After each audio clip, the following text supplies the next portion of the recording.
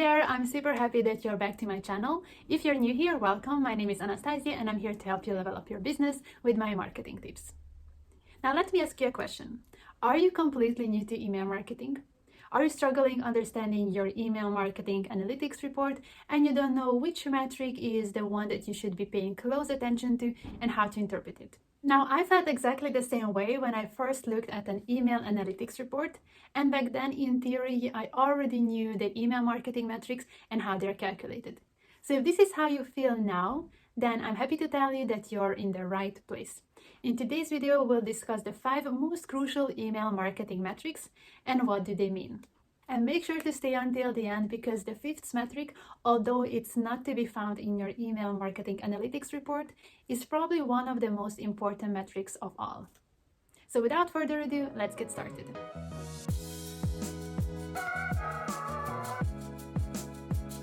First things first, let's discuss what is considered to be a good and a poorly performing email campaign. A good performing email campaign would be the one that helps you reach your marketing and business goals. Now that's a given. But what about looking at individual email marketing metrics? How will you know if that specific metric is a good metric, that you performed well, or that this is a really bad performance and you should be trying harder? Well, in this case, you can do 2 things. First, you can look at the same metric in a previous email campaign and compare the 2 stats. And if, for example, you see that one of these metrics is way higher than the other, then you must investigate to find out what have you done differently and how can you do better.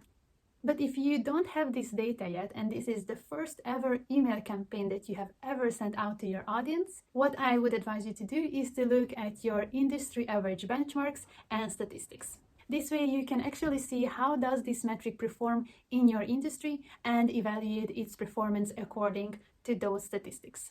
All right, now let's move on to our first email marketing metric, which is delivery rate. The reason why you want to look at delivery rate is to understand how healthy is your email list. Now, as a business owner, you want to make sure that all the emails that you're collecting in your email list are quality contacts and they're also possible prospects or leads that you can convert into customers in the future. But there might be occasions when somebody's downloading your freebie, they're providing you with either an illegitimate email address that doesn't even exist, or they're using an email address that they never actually check on a regular basis. So these type of email addresses are not particularly beneficial for you as a business. You might be wondering, how can you find out if your email list is healthy? Well, actually, there is a metric that can answer this question, and that metric is delivery rate. Now, the way delivery rate is calculated is the following. You have to take the number of emails sent, subtract the number of emails that have bounced, and divide it by the number of emails sent, multiplying it by 100. Now, according to Omnisend, a good delivery rate is 95% or higher, but I would advise you to look into the statistics and find out what is a good delivery rate in your industry. Now, in the formula for calculating delivery rate, I have also mentioned another metric which is called bounces, so let's discuss them briefly. Just to give you an idea of a healthy bounce rate, according to Omnisend, it's around 3%. There are 2 types of bounces. Now, a hard bounce is permanent. This means that this email address is not active anymore or that this email address has never existed in the first place. A soft bounce, on the other hand, is temporary. This means that either your email was too large, so it could not be delivered to the email recipient, there might be an issue with the email recipient's server, or that person has an autoresponder because they're out of office.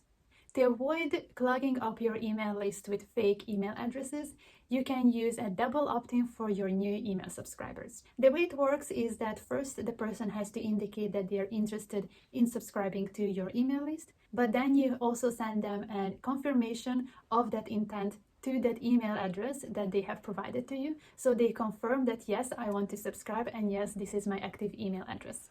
This way you will only have good quality contacts in your email list. Alright, now the second metric is email open rate. Imagine your email has arrived to your email recipient, their phone is beeping and they see your email. Now, they look at your subject line, they look at the logo of your company, and this can go 2 ways. First, they might look at your subject line, find it really boring, uninteresting and move on to the next email. Or they might read your subject line, they get super excited, super enticed about what is she talking about? I want to find out more, and they click on your email. Now, this is what your open rate will indicate to you, how well your subject line has performed. Now, unfortunately, this metric will not be as reliable in the future as it is now, and you might know the reason why. In June 2021, Apple has announced that they will be rolling out an iOS 15 update, which will mean that email marketers and business owners will no longer see who has opened their email and who hasn't. Now, this is a great way to protect consumers and their privacy. Nobody should know whether or not you have opened an email or not, but unfortunately for business perspective, this is not a great news. The rollout of iOS 15 is predicted to go live in fall 2021, so until then we still have a little bit of time.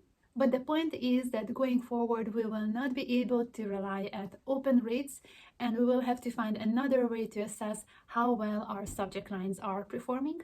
Or better said, we have to find a way to make better content that we will be sure that our audience wants to read about. But it doesn't mean that open rate will disappear as it is, because this rule or this update will only apply to email users who are using Apple Mail. So we will still have the data coming from Gmail users and Outlook inbox users. The third metric we want to discuss today is click rate. This metric will answer you the following questions.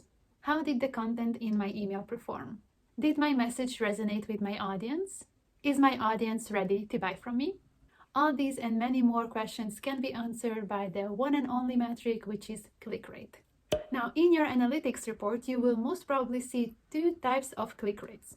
There is the click-through rate and the click-to-open rate. I get asked multiple times as to what is the difference between these two metrics and which one is more important. So let's go through them one by one. First, let's discuss click-through rate. It's calculated by taking the number of clicks in your email and dividing it by the number of emails delivered.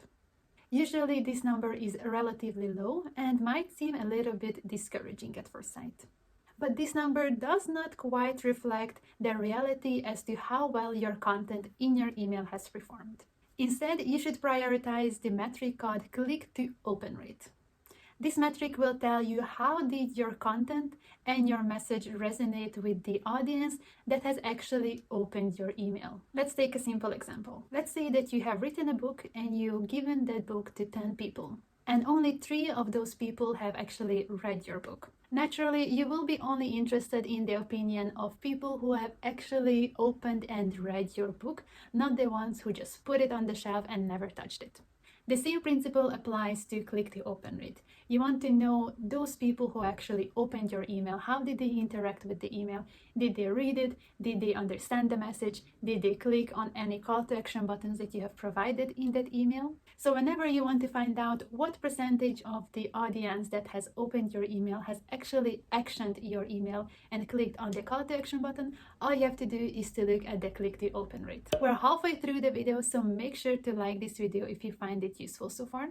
This will indicate to YouTube that I have brought value to you, and it will make sure to bring value to other business owners who need this content. Thank you. Metric number 4 is unsubscribes. This is probably one of the most feared metric of all. As a business, you obviously want to believe that everyone who has subscribed to your email list love your brand, appreciate your messages, and that they want to stay on your email list forever. But there might be contacts who realize that your messages are not relevant to them anymore and they unsubscribe. But I wouldn't say that this is a bad thing at all. It's better to have a small email list with active email subscribers rather than a gigantic email list full of contacts that never open your emails. According to OptiMonster, a reasonable unsubscribe rate per email is 0.5%. Would you notice a sudden spike in your unsubscribe rate? Ask yourself these 2 questions. Am I limiting my audience too often? Do I spam my audience with emails that they don't really want to see? If your answer to these 2 questions will be yes, then it might be beneficial for you and for your audience to rethink your email marketing strategy, email them a bit less, or send them only the messages that you're sure they will appreciate. Now let's move on to the fifth and most important marketing metric, which is conversion rate. As I already mentioned in the intro, the conversion rate most probably won't be available on your email marketing report. However, I would argue that conversion is the ultimate goal that you want to achieve with almost every of your marketing activity. By the way, what is a conversion? A conversion can be anything. On your website, your audience might sign up for your email newsletter. That's a conversion. They might also fill in a form to request a free consultation with you. That's a conversion. Or somebody might go on your website to purchase a product or service. That's also a conversion. If you really want to know whether or not your email campaigns are performing well, to answer this question, you have to go beyond your email analytics report. This could be a Google Analytics report or any other report that can tell you if a desired conversion was successful. Let's take a simple example. Now, you have sent out a sales email to your audience with a big red button that says Buy Now.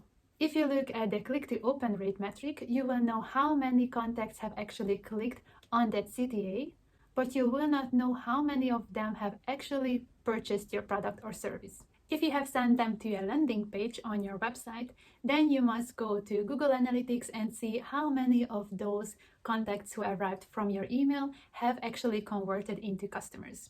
Now that will indicate what was the conversion rate of people who have clicked on the CTA and converted on the website.